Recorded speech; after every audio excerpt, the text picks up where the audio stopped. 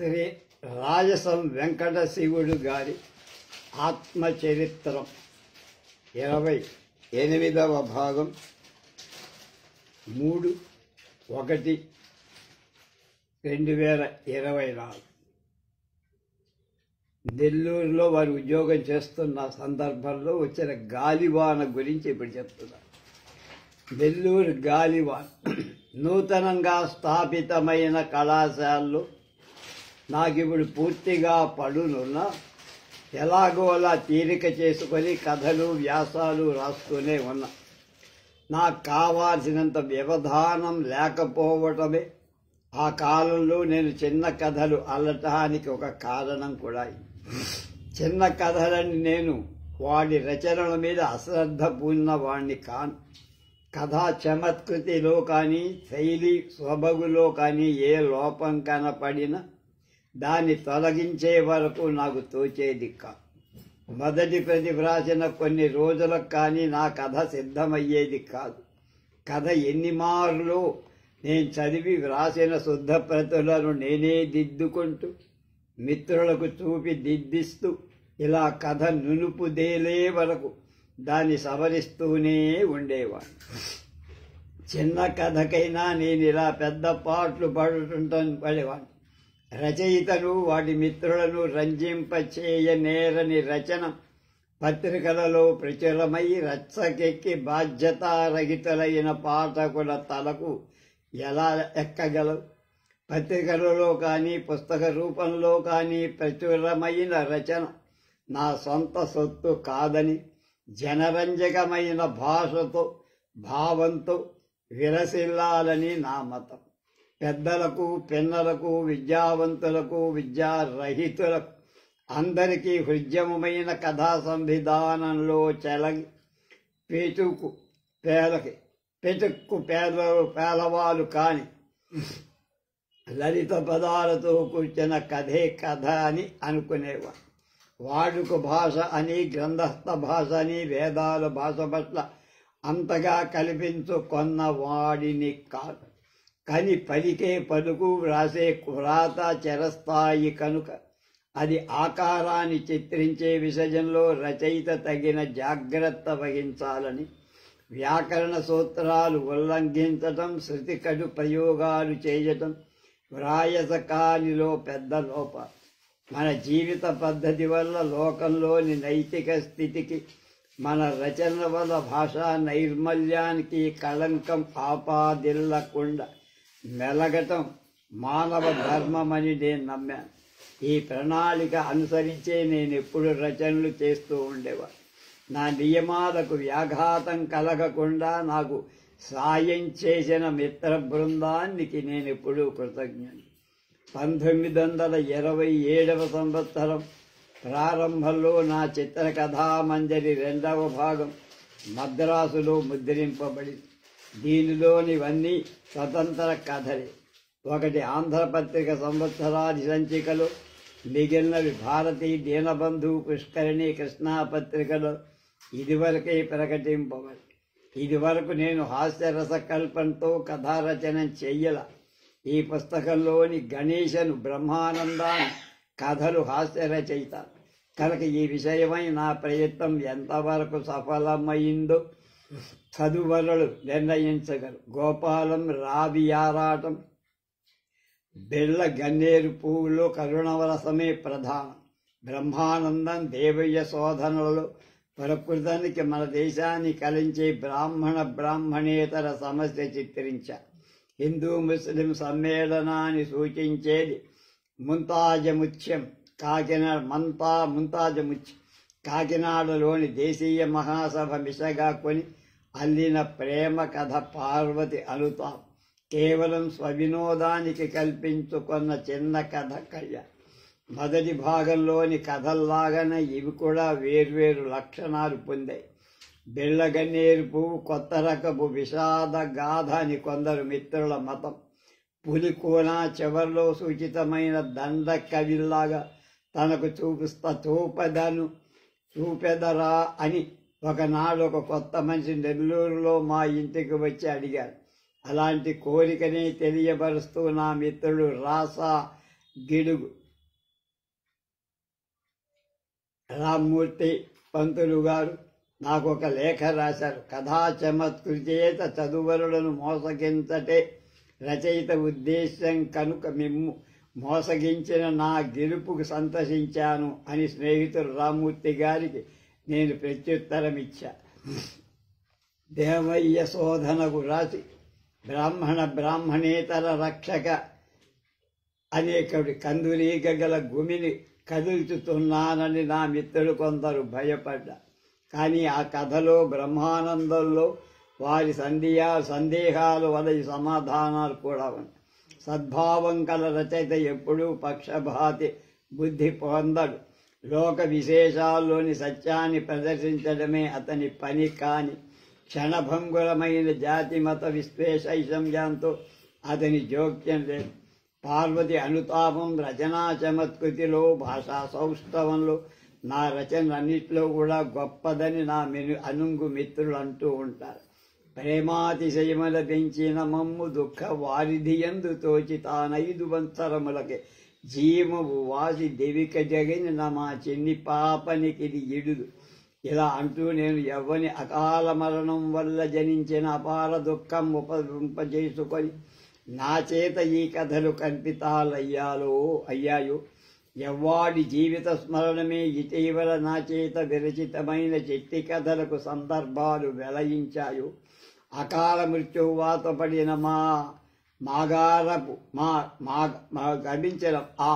గారాపు చిన్ని మేలన్నుడికి ఈ కథల మొత్తం అంకితమనొచ్చి ఒకంత మనస్సంతుష్టిని కాంచుతున్నాడని పీఠికలో రాసి, కొద్ది కాలంలోనే మీ నగరంలో విడవనున్నామని ఎరిగింది. మేము నివసించే దండువారి వీధిలో నా భార్య కోరిక మీద నా పేరిట ఒక నీటి కొళాయి స్తంభం కట్టించా. రాయసం రత్నమ్మ గారి ధర్మం అని అందరి ముఖ పలకం మీద చిత్తరింపబడి, ఈ సంవత్సరం మార్చి నెలలో మా మేనరుడు బుచ్చిరామయ్యకు సన్నిపాత జ్వరం వచ్చి 3 వారాలు బాధించింది. వ్యాధి ఇంటిలోని పిల్లలందరికీ సోకకుండా మేము చాలా జాగ్రత్త పడ్డాం.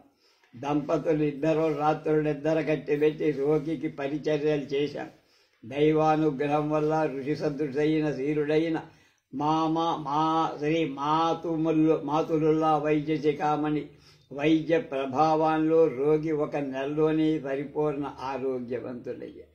ఇదివరకు ఆంధ్రమండలంలో బ్రహ్మమత ప్రచారం చేసి నేత్రావరోధం కలిగి ఇప్పుడు మంచమెక్కిన హేమచంద్ర సర్కార్ గారి సంరక్షణలో నేను కొంత ధన సహాయం చేశా. నా మిత్రులు కవి పొంగవులు చిలకమర్తి లక్ష్మీనరసింహం గారి షష్ఠిభూతి సందర్భంలో వెలువడిన వారి సంపూర్ణ గ్రంథావళి నా శక్తి కొలది తోడ్పడి సంతుష్ట హృదయుణ్ణి అయ్యా.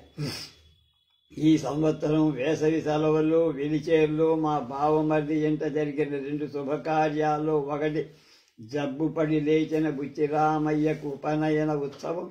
అతనికి మళ్ళా సంపూర్ణ ఆరోగ్యవంతునిగా చేసి తల్లిదండ్రులకు ఒప్పగింపగలిగినందుకు మేము ఉభయులం ఆనందం పొందాం.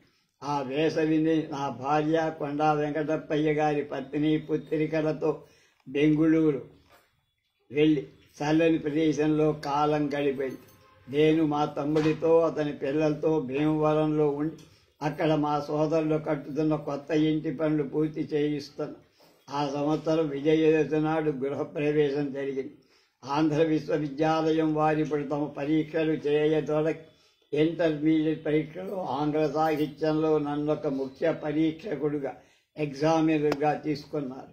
ఆ సంవత్సరం అక్టోబర్ నెల చివరి భాగంలో నెల్లూరులో పెద్ద తుఫాను వచ్చి మేముండే ఇంటి సామాను కొట్టుకుపోకుండా చిన్న పెద్దలందరూ ఆ రాత్రి ఇంటి సామాను కొట్టులో ఇంట ఉన్న చిన్న పెద్దలందరం ఆ రాత్రి తలదాచుకున్నాం. మా మరదలు మా చామాలమ్మ కుమారుని కడపటి పిల్లవాడు, కొన్ని నెలవాడు, వాడి అక్కలిద్దరూ తల్లి మాతో ఉన్నారు. గాలి తాకుడుకు ఇంటి పెంకులు దొరలింపబడుతున్నాయి. దూరపు చెట్ల కొమ్మలు ఎగిరి వచ్చే గుమ్మాల మీద పడుతున్నాయి. 10 నిమిషాలకు ఒక మారు గాలి హెచ్చుతూ బందిపోటు దొంగలాగా గుమివలే తలుపులు గుబేరున కొడుతున్నాయి. ఆ రాత్రి మేము జీవిస్తామని అనుకోలే. తెల్లవారేటప్పటికీ ఊరంతా మూడు పడిన వృక్షాలతో కడి. ఎక్కడ చూసినా పడిపోయిన గోడలు, కూలిపోయిన చెట్లు, రాలిన కొమ్మలు, రెమ్మలు. ఈ గాలి వర్ణను వర్ణించుతూ బుద్ధు కృష్ణ అనే ఒక కథ వ్రాసి భారతికి పంపా. దీనిలో ప్రకృతి వైపరీత్యాన్ని ప్రతిగా మనుషుల ప్రేమ వర్ణింపబడింది. ఈ గాలివాళ్ళ వల్ల నెల్లూరు పట్టణం పాడుపడింది. మా కళాశాలకు అమితమైన నష్టం కలిగింది. చుట్టుపక్కల నుండి ఇల్లు వాకిళ్ళు పోయిన వాళ్ళు తండోపతండాలుగా వచ్చి కళాశాల వసారోలో ఉన్నారు. కొద్ది రోజుల వరకు వాడెక్కడికి కదలలేక ఉన్నారు. వాడు వెళ్ళిపోయాక ఎంత పరిశుభ్రపరిచినా అడుగు పెట్టడానికి ఆ ప్రదేశం అయోగ్యంగా. ఇంతలో జనసమ్మర్దం చేత పట్టణంలో మసూచి ప్రారంభమైంది. ఏ వీధుల్లోని చెత్తా చెదారాలు అక్కడే నిలిచి ఉన్నాయి. పురపాలక సంఘం వారి పరిచారకులు తమ పనులు మానేశారు. పట్టణం బొత్తిగా వాసయోగ్యం కాకుండా పోయి కొన్ని రోజులప్పుడు కళాశాల మూసేసి మేము గుంటూరు, ఏలూరు ఊళ్ళకు వెళ్ళాం. చుట్టుపక్కల కళాశాలలో విద్యార్థులు కొందరప్పుడు గుంటూరు కళాశాలకు వచ్చి ఆటలతో, ఉపన్యాసాలతో ఒకళ్ళో ఒకడు పోటీలు సరిపారు. గుంటూరు కళాశాలలో ఉపన్యాసాల పోటీలు జరిపే సంఘానికి నేను అధ్యక్షుడు. అప్పుడు రాజమండ్రి కళాశాల విద్యార్థులు గెలుపొందారు. వారిలో మా తమ్ముడి కుమారుడు సూర్యనారాయణ కూడా ఉన్నారు. సంవత్సరం నవంబర్ తొలి వారంలో ఆంధ్ర విశ్వవిద్యాలయానికి కేంద్ర స్థానం నిర్ణయించడానికి మద్రాసు శాసనసభ నిర్మాణం ఎదుట సాక్ష్యం ఇవ్వటానికి కొందరు కోరబడ్డారు. వారిలో నేను కూడా ఒకటి. రాజమండ్రి నగరమే ఈ గొప్ప గౌరవానికి తగి ఉందని నేను గట్టిగా చెప్పా. కొందరు బెదవాడ, కొందరు విశాఖపట్నం, కొందరు అనంతపురం చెప్పారు. నెల్లూరు మండలంలో గాలివానకు నిస్సహాయులైన పిల్లలను సంరక్షించడానికి శరణాలయం ఒకటి స్థాపించాలనుకుని మిత్రులం కొందరు ఇసక చెంచయ్య, జానకీబాయి గారుల ద్వారా ధర్మ సంస్థను ఒకటి ప్రారంభించాం. ఈ ఇసక దంపతులు శ్రమ అనక దిక్కులేని పసిపిల్లలకు భోజనాది సౌకర్యాలు కల్పించారు. అంత ఈ సంస్థ ఉద్ధరింప పుర ప్రముఖుడు సమాజం కింద ఏర్పడ్డ 9 డిసెంబర్ ఆంధ్ర విశ్వవిద్యాలయ సభ సమావేశమై పరీక్షలు ఇచ్చిన వాళ్లకు పట్టాలు ఇచ్చింది. Degree convocation.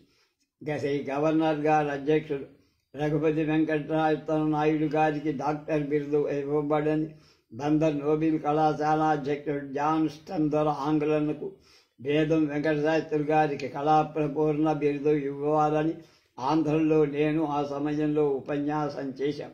డిసెంబర్ నెలలో నేను కొందరు మిత్రులు కలిపి మేము నూతనంగా నెల్లూరులో నెలకొల్పిన శరణాలయంలో దీన బాలులను, బాలికలను చేర్పించడానికి చుట్టుపక్కల గ్రామాలకు పోయి వచ్చాం. ఇలా శరణాలయం సుమారుగా 20 మంది పిల్లలు అందులో చేరారు. డిసెంబర్ చివరి భాగంలో మద్రాసులో దేశీయ మహాసభ జరిగింది. దీంతో పాటు సంఘ సంస్కరణ సభలు మొదలైనవి కూడా జరిగాయి. నేను, నా భార్య, తమ్ముడు వెంకట్రామయ్య, మరదలు శ్యామలంబ మెడ్రాసు వెళ్ళాం. దేశీయ సభలో సభ్యురాలైన చామాలంబకి ఒక కుటీరం ఇవ్వబడి అందులో మేము వంట చేసుకుని భోజనం చేసి నివసించాం. కాంగ్రెసులో పరిపూర్ణ స్వాతంత్రాన్ని గురించిన తీర్మానం ఆమోదింపబడింది. ఉద్యోగ విరామం 1928వ సంవత్సరం ప్రారంభంలో గూడూరు మండల విద్యాశాలకు సంబంధించిన ఆట పోటీలు జరిగాయి. ఆ సమయంలో నేను గూడూరు వెళ్లి మా పిల్లలకు ప్రోత్సాహం కలిగింది. నేను గుంటూరు కళాశాల వదిలి నెల్లూరు వచ్చినప్పుడే ఇక్కడ 5 సంవత్సరాలు మాత్రమే ఉండి ఆ తర్వాత ఉద్యోగ విరామం చేస్తానని మనస్సులో సంకల్పించుకొని నెల్లూరు పురపాలక కళాశాల నెలకొల్పి దాని అభివృద్ధికి కొంత ఇవ్వటం మిక్కులు ప్రయాసకరమైన కార్యమైంది. 1920 సంవత్సరం మధ్యంలో 18 మంది బాలులతో ప్రారంభించిన కళాశాల 1928వ సంవత్సరానికి సుమారు 200 మంది విద్యార్థులతో విరాజిల్లింది. ప్రతి సంవత్సరం చాలా మంది ఇంటర్మీడియట్ పరీక్షల్లో గెలుపొందటమే కాక కొందరు మొదటి తరగతిలో కూడా పాస్ అవ్వడం, బోధకుడు తగిన నైపుణ్యానుభవాలు కలవారే అయ్యారు. విద్యా బోధనలో కళాశాల పరిస్థితులు ఇలా ప్రోత్సాహకరంగా ఉన్నా ఆర్థిక విషయం మాత్రం అసంతృప్తిగా ఉంది.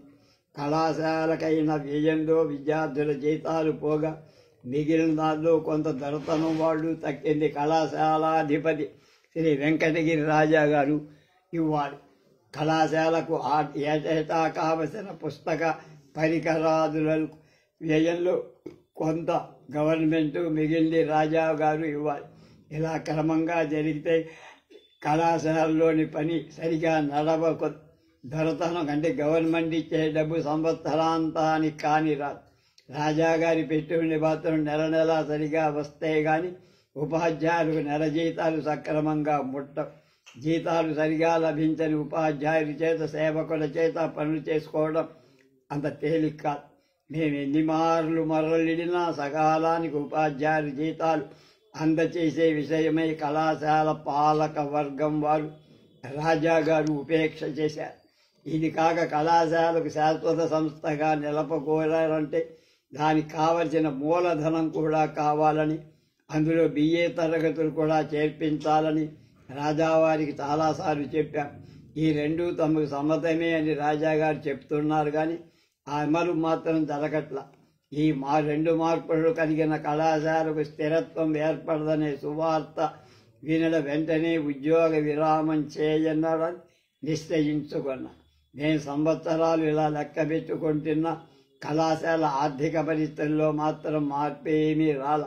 కళాశాలకు స్థిరత్వం ఏర్పడిన శుభవార్త విని ఉద్యోగం మానుకునే భాగ్యం నాకు ఇంకా లభింపనట్టు స్పష్టమయ్యి ఇక్కడ వచ్చేది జీతం మీదనే ఆధారపడాల్సిన అవసరం ఇప్పుడు నాకు లేదు. నేను ఇదివరకు సంపాదించిన భూముల మీద సంవత్సరానికి 1000 రూపాయలు తక్కువ కాని ఆదాయం వస్తుంది. ఉండటానికి గుంటూరు, భీమవరం పట్టణాల్లో విశాల గృహాలున్నాయి. వయస్సు మరలి శక్తులు అడిగిపోతున్న మేము డబ్బు మీద ఆశతో ఇంకా పరదేశ ప్రవాసం చేయటం యుక్తం కాదని నా భార్య చాలాసార్లు చెప్పేది. నా శక్తియుక్తులకి ఇది గ్రంథరచనాది దేశ హితయుగ కార్యాలు వినియోగించడం కర్తవ్యమని, కనీసం హాయిగా నేను విశ్రాంతి అనుభవించాల్సిన సమయం వచ్చిందని నేను కూడా అనుకున్నా. అందుకని 1928 సంవత్సరం ఫిబ్రవరి నెలలో నా పనికి రాజీనామా ఇచ్చానన్న కాగితాన్ని కళాశాల కార్యదర్శి నరసింహగారి చేత పెట్టా. ఇలా చేయవద్దని, కనీసం ఇక 2-3 ఏళ్లు కృషి చేస్తే కళాశాల పరిస్థితులు చక్కబడతాయని ఆయన నొక్కి చెప్పాడు.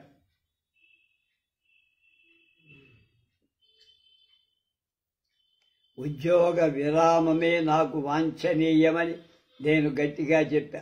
పాలక వర్గం వాళ్ళంతా దీన్ని సమ్మతించి నేను కళాశాలకు చేసిన కృషిని అభినందిస్తూ తీర్మానం చేశారు.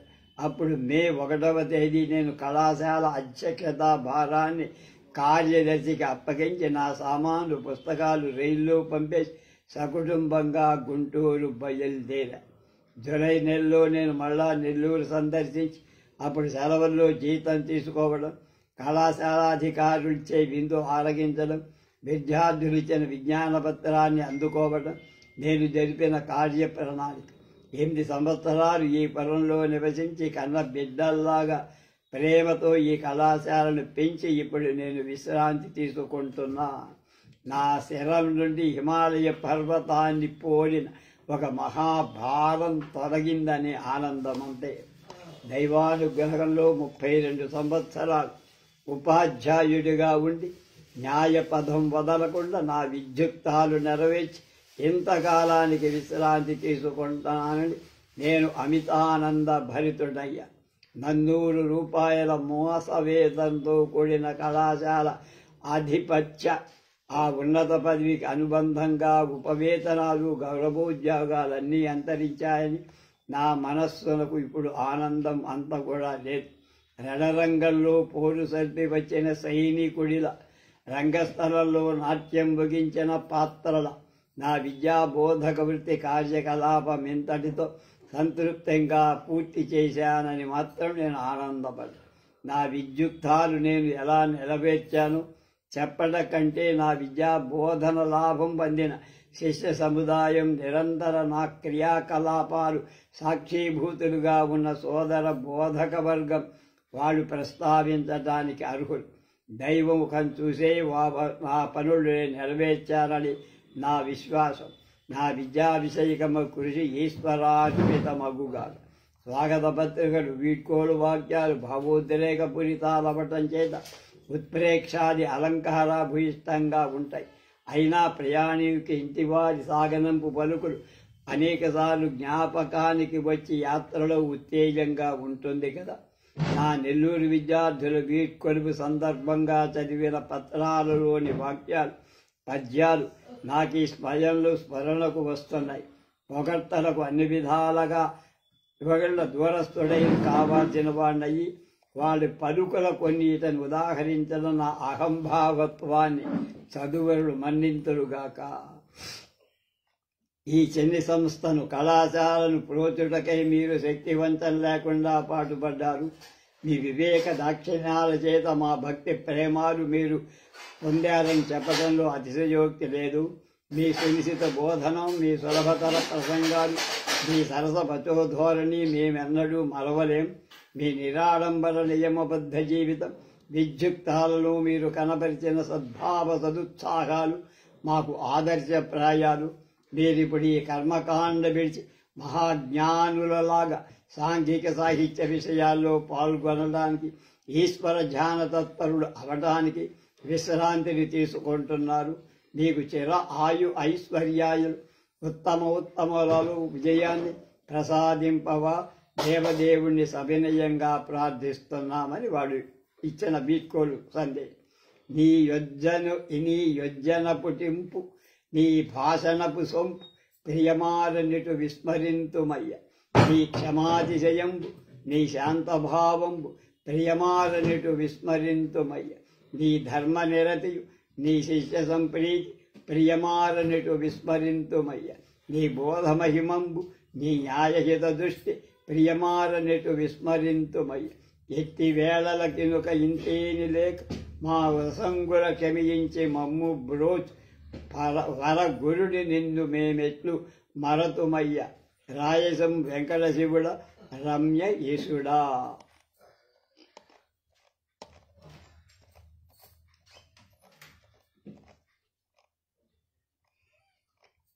ఇది 3 భాగం పూర్తయిపోయింది. 4వ భాగంలోకి వచ్చా.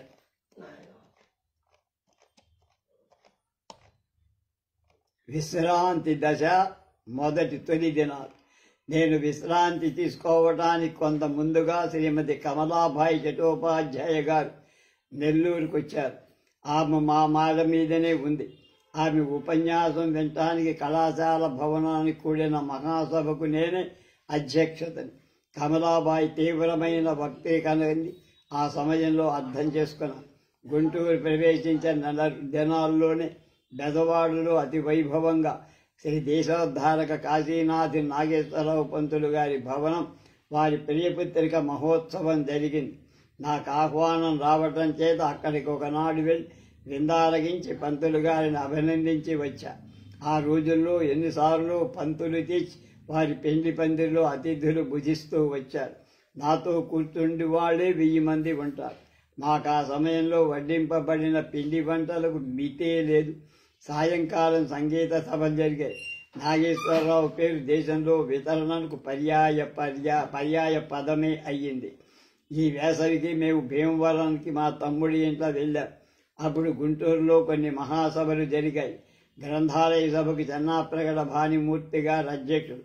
పంచమ ఉద్యమాన్ని గూర్చిన మహాసభకు నేను అధ్యక్షుడిని.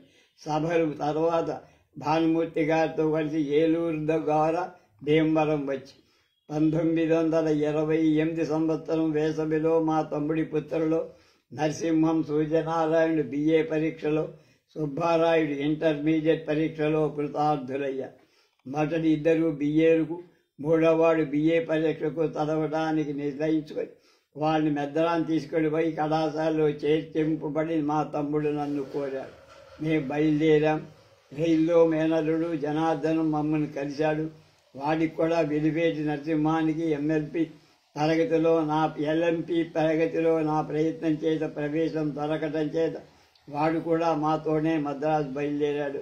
రైల్లో స్నేహితులు అనేకులు కనపడ్డారు.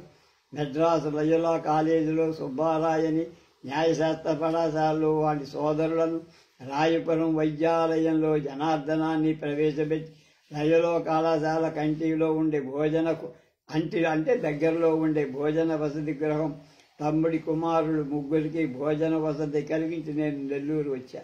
బంధువులైన పోడూరు వెంకటయ్య గారు నెల్లూరులో జడ్జి కోర్టు తెరస్తారు. వారి ఇంట ఇప్పుడు బస చేశా. కళాశాలాధికారులు నాకప్పుడు విందు ఇచ్చారు. విద్యార్థులు వినతిపత్రం సమర్పించారు. నేను గుంటూరు బయలుదేరగా రైల్లో సుబ్బారాయుడు నాకు కనబడ్డాడు. అతనికి లయోలా కాలేజీ చదువులు, వారి సోదరులకందరి వసతి గృహాలు, భోజనాదులు సరిపోకపోవడంతో ముగ్గురు ఆ చోటు వదిలిపెట్టేశారు. సోదరులిద్దరూ వేరు బసలోకి పోగా సుబ్బారాయుడు తనకిష్టమైన రాజమండ్రి కాలేజీను చదవటానికి ఇప్పుడు ప్రయాణమయ్యాడు. గుంటూరులో మేము ఒకనాడు ఆగాం. అతన్ని రాజమండ్రి పంపి నేను భీమవరం వచ్చాను. భీమవరంలో కొన్ని రోజులకు వెంకట్రామయ్య కుమార్తె సీతమ్మ సుఖప్రసవమై మగపిల్లవాడిని కను. పాపం ఈమెకి ఇదివరకు కలిగిన 2 పిల్లలు కొంతకాలం క్రితమే చనిపోయారు. కొన్ని రోజుల తరువాత మేము నిలిచి పిమ్మట గుంటూరు వెడలి వచ్చాం. కళాశాలలో ఉద్యోగాల్లో నేను ఇంతకు నుండి విరమించుకున్న తరువాత 2 ఏళ్ల వరకు నేను ఇంటర్మీడియట్ పరీక్షాధికారిగానే ఉన్నా. అందుచేత నా చేతికి కొంత పని, జేబులో కొంత డబ్బు పడుతూనే ఉంది. ఉద్యోగ విరామం చేసినా నాకు ఒక్కొక్కప్పుడు మనశ్శాంతి అంతగా లేకుండా ఉండేది. గుంటూరులో కట్టించిన శాంతి నిలయం, ధర్మాలయం అన్ని విధాలుగా సభకు ఉపయోగించాలని నేను నిశ్చయించడం చేత గుంటూరు ప్రార్థనా సమూహం వారు అరుక చెంది అందు తమ సభలు జరపమని సమ్మకట్టారు. శాంతి నిలయం కొంతకాలం ఊరక పొడిపడి వార్తాపత్రికలు పెట్టి అందు చదువుకు ఉండమని ఒక సమాజం వారు అనడం చేత వారికి అందు ప్రవేశం కలిగించారు. కానీ కొంతకాలానికి ఆ సంస్థ నిలిచిపోయి గుంటూరు యువజన సాహితీ సంఘం వారంతా శాంతి నిలయంలో తమ పుస్తక భాండాగారం పెట్టుకోవడానికి అంగీకరించారు. నేను నెల్లూరులో ఉండే చివరి కాలమంతా ఆ సమాజం వాడే శాంతి నిలయాన్ని ఉపయోగిస్తూ వచ్చారు. నేను ఇప్పుడు విశ్రాంతి తీసుకోవడానికి గుంటూరు వచ్చి చూసినప్పుడు శాంతి నిలయం సమాజం వాడు కొనక ఎప్పుడూ తాళం వేశారో తెలియవచ్చు. స్థలం విశాలమై అందు కట్టబడిన ఇల్లు చిన్నదవటం చేత అది ఏ పెద్ద సభలకు పనికిరానట్టు నాకు ఇప్పుడు అర్థమై ఇప్పుడు అది పెంపు చేయటానికి నా దగ్గర డబ్బు లేదు. అందుకని కొరగాని ఇట్టి ధర్మశాల ఉంచడం కంటే దీన్ని అమ్మేసి ధనాన్ని ఆంధ్ర విశ్వవిద్యాలయం వాళ్ళకి ఇస్తే దాని మీద వచ్చే వడ్డీతో వాడు పేద విద్యార్థులకు సంవత్సరానికి వేతనాలు ఇస్తూ ధర్మాన్ని ఈ విధంగా శాశ్వత సంస్థగా నల్లప్ప గలపరి కొండా వెంకటప్పయ్య గారు నేను అనుకున్నా. ఆంధ్ర విశ్వవిద్యాలయం వారితో ఈ విషయాన్ని ఉత్తర ప్రత్యుత్తరాలు సాగించి ఈ సంగతి నేను యువజన సాహితీ సంఘం వారి ఉద్యోగులతో కొందరికి చెప్పి మందిరం త్వరగా ఖాళీ చేయమని కోరా. వారు తమ సంస్థ నడపడానికి ఆసక్తి లేదు, కానీ నా సంకల్పానికి విఘాతం కల్పించడానికి యుక్తులు మాత్రం పన్నారు. నా సొంత ఉపయోగానికై నేను ఈ మందిరం అమ్మివేయనించానని వారు ప్రతీతి కలిగించి ఎలాగైనా ఈ ధర్మాన్ని తన పురానికి దక్కినట్టుగా చేయగోరి ఎంతకాలానికి మందిరం ఖాళీ చేయకుండా ఉంటే నేను మందిరం ధర్మకర్తలని ఒప్పుకుంటేనే తాము వెడలిపోతామని వారు ఇప్పుడు వర్తమానం పంపారు. నేనేం చేస్తా? వారి మీద ఇప్పుడు అభియోగం తెచ్చడానికి ఒక 1000 రూపాయలు కావాలని న్యాయవాళ్ళు కనుక ఎలా అయినా వారిని అక్కడి నుండి పంపేసి శాంతి నిలయాన్ని పురధర్మ కార్యానికి బాహాటంగా వినియోగింపకొని నేను కోరిక చెప్పునే చేశా. 1918/1/29 తేదీన శాంతి నిలయం గురించి నేను ఒక దస్తావేజు రాసి రిజిస్టర్ చేయించాను. నా జీవిత కాలంలో నేను ఒక్కడిని, తర్వాత పిరమల పురపరుకుల్లో 3 దానికి ధర్మకర్తలుగా ఉంటారని, ఆ గృహం నిరర్ధకమైనప్పుడు దాన్ని అమ్మేసి ఆ ధనంతో ఈ ధర్మాన్ని పోలిన వేరొక ధర్మాన్ని జరపాలని నేను షరతు పెట్టాను. అప్పుడు తరదిదంగా వారు తమ సామాన్లు అక్కడి నుండి తీసుకుపోయారు. కొద్ది కాలానికి ఈ సంఘం కూడా అంతరించింది. అప్పటి నుండి మందిరం నా అధీనంలోనే ఉంది. బహిరంగ సభలు, ముఖ్యంగా స్థిర సమావేశాలు అక్కడ బాహాటంగా జరిగాయి. 1928 డిసెంబర్లోనే వెంకట్రామయ్య నెల్లూరు వెళ్ళి ప్రసవమై వ్యాధిగ్రస్త అయిన అతని పెద్ద కోడలు సూర్యకాంతమ్మని చూసి వచ్చాం. ఆమె త్వరలోనే దేహ స్వాస్థ్యం కలిగింది. అప్పుడు జనించిన అక్బరుడి సంరక్షణాన్ని గురించి వెంకయ్య గారు, వారి సతీమణి చాలా పాటుపడ్డారు. కళాశాల వదిలిన కొన్ని నెలలకు నా కట్ట నుండి సుమారుగా 1300 రూపాయలు ఉపకార వేతనం ఇయ్యబడి 2 సంవత్సరాల కిందట రక్షక నిధి మా కళాశాల ఏర్పడటం నాకింత చిన్న మొత్తం లభించడానికి కారణం. కొంతకాలం నుండి నా కళ్ళు జబ్బుగా ఉన్నాయి.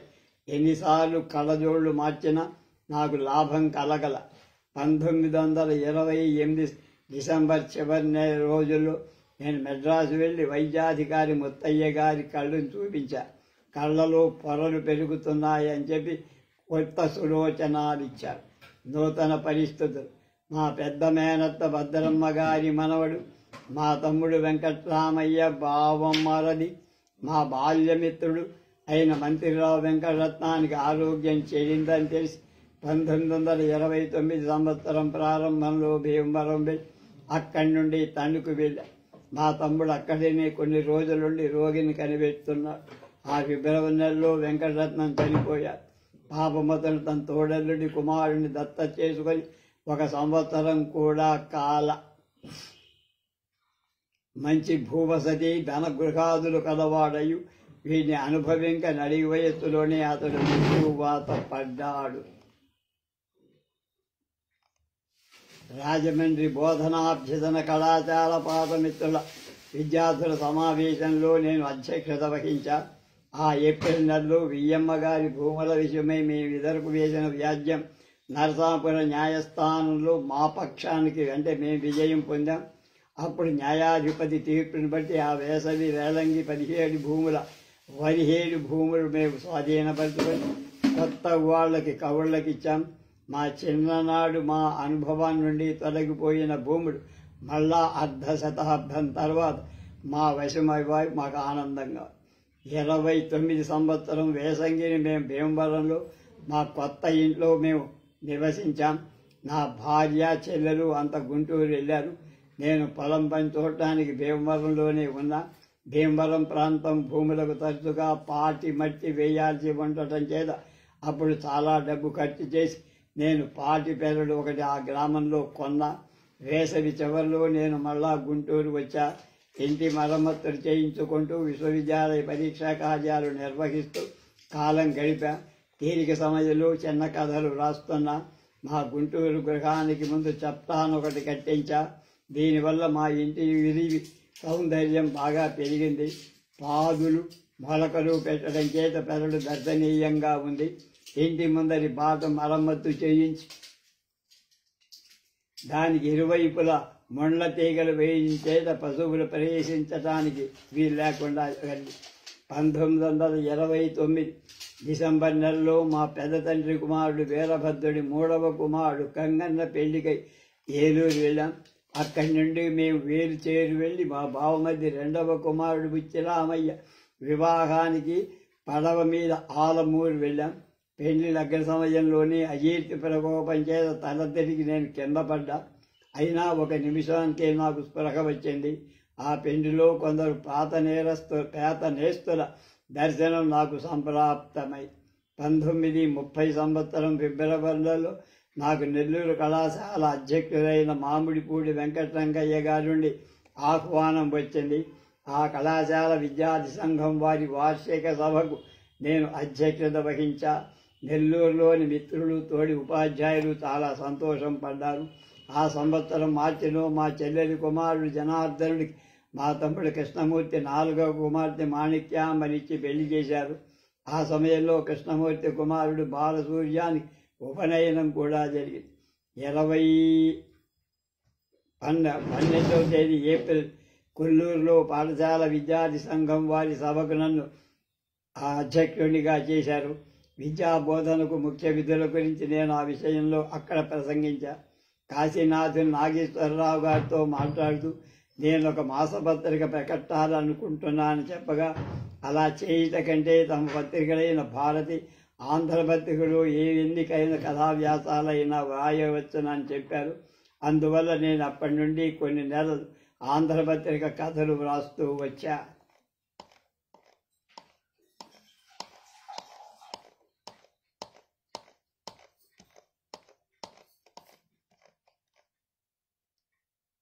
మురళీధర్రావు, జానకీబాయి, మయూర శాస్త్రి మొదలు కథలు అప్పుడే రాశా. ఆ వేసవి ప్రారంభం నుండే మళ్ళా దేశంలో సహాయ నిరాకరణ ఉద్యమం ప్రారంభమైంది. గాంధీ మహాత్ముడు దండి యాత్రకు వెళ్లి లవణ సత్యాగ్రహాన్ని దిగడం తగడవుగా దేశంలో ప్రముఖులు మళ్ళా కారాగార బంధితులు కాయ్యారు. ముఖ్య పట్టణాల్లో శాంతి సైన్యాల శిబిరం వెలసింది. 29 ఏప్రిల్ నెల కొండా వెంకటప్పయ్య గారు రక్షణ శాఖ వారి చేత అమ్మన బ్రోడ్లు తీసుకోబడ్డారు. నేను వెంటనే వారి అల్లుడితో కలిసి రైలుకి ఆ గ్రామం వెళ్ళి న్యాయసభలోకి వెళ్ళాను. అప్పుడే న్యాయాధికారి వెంకటప్పయ్య గారు 1 సంవత్సరం కఠిన శిక్ష వేశారు. 1-2 గంటలు వెంకటప్పయ్య గారితో నేను మాట్లాడి గుంటూరు వచ్చేశా. ఆంధ్ర ప్రముఖులు గుంటూరు ప్రకాశం గారు, నాగేశ్వరరావు గారు, సీతారామ శాస్త్రి మొదలైన వారు సంతోషంగా కారాగారాలకు వెళ్ళారు. మా చెల్లెలు కనకమ్మ నరసాపురంలో, మరదలు శ్యామలాంబ ఏలూరులో సత్యాగ్రహ సంస్థల్లో పనిచేశారు. ఆ వేసవిలో నేను భీమవరంలో ఉన్నా. నా భార్య బెంగుళూరుకి వెళ్ళేది. 1930 వేసవిలో మా తమ్ముడి కుమారుడు ముగ్గురు ప్రబలి ఉండే సత్యాగ్రహంలో దిగాలని మిక్కిలి ప్రయత్నించారు. సూర్యనారాయణ భీమవరంలో ఐచ్ఛిక సైనిక దళంలో కొన్ని దినాలు కవాతు చేశాడు, నేర్పాడు. నేను వెంకట్రామయ్యను ఈ సత్యాగ్రహంలో జోక్యం కలిగించుకోవద్దని హెచ్చరించాము. మా మేనల్లుడి పెళ్లిని గురించి మా చెల్లెలు చేసిన అప్పుడు ఇప్పుడు నేను తీర్చివేశా. ఇంతలో ధాన్యపు ధర ఆకస్మికంగా తగ్గిపోవటం చేత ఆర్థిక కష్టాలతో పాటు నేను అనుకోని కట్టుగా వెంటనే మా చెల్లెలికి ఇంకా ధన సహాయం చెయ్యలేకపోయా. 1930 వేసవి చివరిలో సూర్యనారాయణ, నేను మా అత్తవారి ఊరు వేల్చేరు ప్రయాణం వెయ్యాం. మా మేనమామ వెంకయ్య గారి కిందటి దినమే వెలివెన్లో చనిపోయారు. తెలిసి వాడి నెలదవల్లో మాకు దుఃఖం వాత తెలియటేదో మేమిద్దరం వెన్ను వెళ్ళాం. మా మేనమామ చిన్ననాటి నుండి మా సోదరులు ఎంతో ప్రేమతో చూసి మా విద్యాభివృద్ధికి తోడ్పడ్డారు. చాలా కాలం జీవించి ఇప్పుడు ఆయన అనాయాస మరణం పొందిన వెంకయ్య గారు ధన్య జీవితులు. 2 నెలల కిందటే ఈయన తన 2వ కుమారుడికి వివాహం చేశారు. నా ఆలోచన అనుసరించి ఆయన పెద్ద కుమారుడు రాజమండ్రిలో 2 సంవత్సరాలు బోధన అభ్యసనం చేసి ఇటీవలనే విద్యా బోధకుడయ్యారు. మేమంతా వీల్చైర్ నడిచి వెళ్ళాం. బావమరిది కుటుంబం వాళ్ళని చూసి సూర్యనారాయణ భార్య మాలతిని మా వెంట పెట్టుకుని రాజమండ్రి మీదుగా భీమవరం చేరాం. నేను మళ్ళా జూలై నెలలో గుంటూరు వెళ్ళా. నా భార్య ఈలోపుగా బెండూగులూరు నుంచి వచ్చింది. ఉన్నవ దంపతులు సత్యాగ్రహంలో పాల్గొని కారాగారానికి వెళ్తాం. మాకు శారదా నికేత పాలక వర్గంలో నేనొకనయ్యా. కానీ వారి వల్లే మేమెవరం పనిచేయలేకపోయినా ఉన్నాం. సెప్టెంబర్లో నేను శారదా నికేతన పాలకుల్లో ఇంకొకరైన మంత్రి ప్రగడ సాంబశివరావు గారు సందాలకై నూజివీడు వెళ్ళాం. అక్కడ వల్లూరాజా గారు కొంత ధనహాసాయం చేయదని చెప్పారు. నా పాత నేరస్తులు మరింగంటి కృష్ణయ్యం గారి ఇంట మేము బస చేశాం. బాల్య స్నేహితులు మద్దిరాల రామారావు గారిని కూడా చూశా. వయోవృద్ధులైన మా పెద్ద మేనమా సుబ్బయ్య గారిని చూడటానికి ఏలూరు వెళ్ళాం. 90 సంవత్సరాల ప్రాయం గల ఆయన కళ్ళు పొరలు తీయించుకోమని నేను ప్రోత్సహించినందు మా మేనత్త నవ్వింది. అంతా 1 నెలలోనే ఆయన చనిపోయారు. ఆయన కర్మాంతరాలకు నేను వెంకటరామయ్య ఏలూరు పోయి వచ్చాం. మా మేనమామలు సుబ్బయ్య గారు అతి శాంత చిత్తులు, ఎంతో ఓర్మి కలవారు. 30 సంవత్సరాల వయసు నుండినప్పుడు ఈయన ఒక పసిబాలికనిచ్చి పెళ్లి చేశారు. శాంత స్వరూపంలో రుజువత్వంలో ఈయన తాత్కాలమని చెప్పచ్చు. సంతతి విషయంలో కూడా ఈయన మిక్కిలి అదృష్టవంతుడు.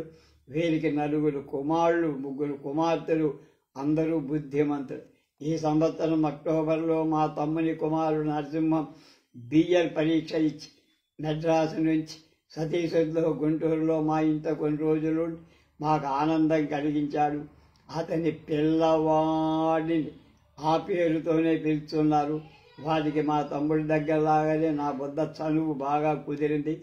వాడికి భయం చెప్పడానికి నేను బూచివాడిని పిలిచినప్పుడు బూచివాడికి ఇచ్చేస్తానని వాడు బెదిరిస్తూ ఉండేవాడు. నరసింహం గుంటూరులో ఉండే రోజుల్లో నేను ఈ పాత దినచర్య పుస్తకాలు తిరగవేసి వచ్చాను. జీర్ణమైపోతున్నటువంటి ఆ పుస్తకంలోని కొన్ని ముఖ్యాంశాలు ఒక కాగితం మీద లిఖించా. నా కళాశాల విద్యాభ్యాసానికి వీరేశలింగం పంతులు గారితో ముఖ్యంగా నేను పొద్దుపుచ్చడం చేత నా కాలపు దినచర్య పుస్తకాలు పంతులు గారి గురించిన సంగతులతోనే ఎక్కువ ఉంటాయి. నేనేళ ఈ సందర్భంగా వెంకటేశం గారి గంగరం చరిత్ర రాయకూడదని ప్రశ్నించుకున్నా. వారి చరిత్ర రచనానికి చాలా చెయ్యి మొదలు పెట్టమని నరసింహం నన్ను ప్రోత్సాహపరిచారు.